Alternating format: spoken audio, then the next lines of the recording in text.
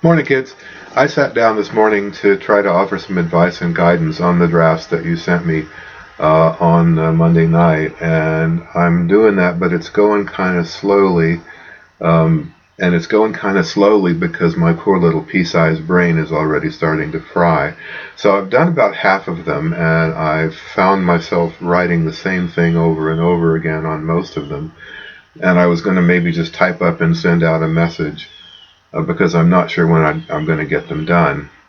But I decided probably I could do it more quickly and more effectively with a little short video. And this will get my advice into your hands so more quickly. So what I'm noticing is, for the most part, the majority of your drafts are really pretty out of control, and that's okay because they're drafts. They're supposed to be out of control. At least you produced something, and now you've got something to work with. But what's causing my little pea brain to fry is there's still most of you are still mixing up categories in ways that make your essay do this. That's what it feels like, because you're mixing categories. In general, there's still way too much theology, and I'm going to make a couple suggestions in just a minute. But let me tell you a little story. A lot of times I'm working around the house and I have a screw in something and I need to get the screw out, and I don't have the right kind of screwdriver, and I'm too lazy to go out to the shed and find one. So I go to the kitchen and I get a sharp knife, thinking, well, the end of that knife will fit in that screw head and I can put that in there and get the screw out without having to go to the shed. And of course, as you know, what happens is usually I don't get the screw out. I break the point off the knife and I destroy the slot in the head of the screw, making the whole job 1,000 times more difficult because I'm using the wrong tool for the job. I'm using a tool that is inappropriate to the job. I'd be better off to take the 2 minutes, walk out to the shed and get the right kind of a screwdriver and get the job done. The job would be done more efficiently and more quickly if I used the right tool. Okay, you've all done it. I know you have.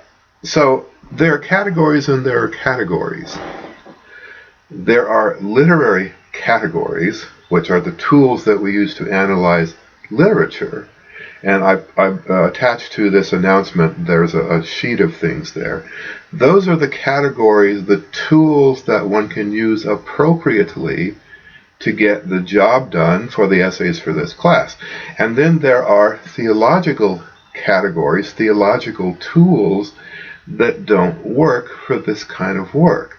And what you do if you insist upon using a theological category to analyze literature, you get this going on. Okay? You mix up categories and you're trying to take a screw out of the wall and you're ruining your best steak knife in the process. Okay?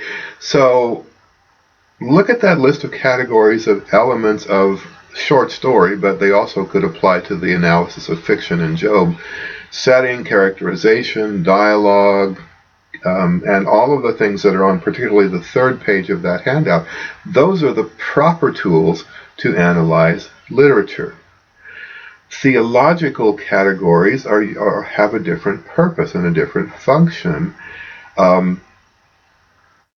And to use those categories destroys the work and destroys the category. To take a theological category and try to analyze a piece of literature with it destroys the theological category. You do violence to faith by misusing it. So here's a couple of, if you're still not understanding, and I'm having trouble believing that as intelligent and articulate a bunch as you are, I'm still having trouble believing that you're not getting the point, but maybe you're not, I don't know. But here's a couple of things that are sort of premises sine qua non for this class, and you can use them effectively to find out if you're using the correct categories. If you're talking about faith, faith is a theological category. It is not a literary category. So if you're talking about faith, you're doing theology, so stop. Because you're using the wrong tool, and you'll destroy faith by using it in an application where it's not meant to be used. So if you're of course there are occasional exceptions, but if you're mentioning the word faith in your paper, Control F the word faith, go to where you use that word and ask yourself, are you doing theology or are you doing literature? If you're talking about faith, you're doing theology, stop.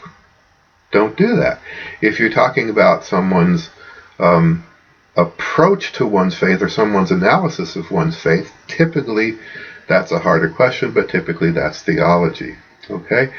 The other premise of this class is if you're talking about what God says or what God does or what God intends or what God wants or God's plan, any of that stuff, that's theology. Stop. That's the wrong tool for this job.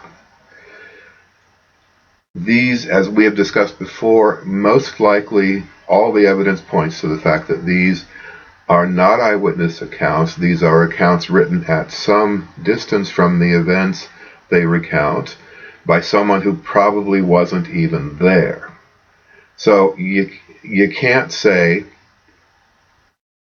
God says this here. That's theology. You don't know what God said. You know, for our purposes, what the writer reports that God says. So to say that God says this, you're probably doing theology. God wants this. God's plan is this. That's theology. Stop doing that. Don't allow yourself the comfort of using the wrong tool because you're going to destroy the tool. So it's a similar analogy as if I read an account in the newspaper of something that somebody said to somebody else. Let's say person A says something to person B, and person B talks to the reporter, and the reporter writes the newspaper article. Then I cannot read the newspaper article. There's no logic in my reading the newspaper article and say, well, look what A said there. No, I'm reading what the reporter heard from B, who heard it from A. You played the game telephone. It works the same way. So for me to say B said this here is illogical. It doesn't compute. I can say this reporter heard that B said this, and who heard it from A. You get the point I'm trying to make. So if you're talking about faith, you're doing theology. Stop. If you're talking about God's will or God's plan or what God wants for his people or any of those formulas, you're doing theology. Stop. Say the writer reports that God is doing this for the purposes of literature. It's not as hard as you make it. I know it's difficult and challenging, and I've tried to be as respectful as I can to people of faith because I think I should be respectful. But I also have to insist on you doing what the class is designed to do. So if you're talking about faith, you're doing theology, stop. If you're talking about anything God's plan, God's will, God's intentions, what God actually says, you're doing theology, stop. I know this is difficult and I know this is challenging, but you compare this to advanced linear calculus, you'll find this is much easier. But this requires the establishment of an objective frame of mind. And it requires a discipline of thought and focus. That's not hard, it's not terribly hard to achieve it. But there's a couple of bits of advice. If you're talking about faith, you're doing theology, stop. If you're talking about God as an object, stop. Remember how I hammered about the subject-object thing. Some of you still need to go back and read that. That's how the class works. You are not seeing the object God. You are seeing the subjective representation of someone's feelings about the object. They are in no way the same thing.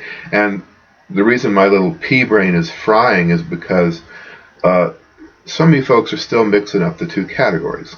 You're using the wrong tool for the job that's in front of you, and you're destroying the tool.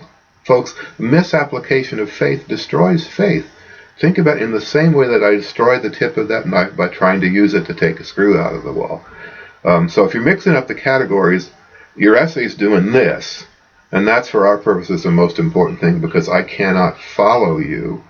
I can't figure out what you're trying to say because you're not telling me anything consistent. You're telling me 2 or 3 or 4 or 5 different things, and it's almost impossible for a reader to follow you through that. So pick your thesis, state your thesis, and then stick to it. And when you start talking about theology, stop, because you're destroying the tool. All right, so I'm going to try to get some of I'm going to try to get them all done today, because I think maybe some of you might find my advice useful. So I'm going to try to get them done, but it really is slow going. And what I'm going to be basically saying is I'm going to probably refer you back to this video so I don't have to keep typing the same things over and over again.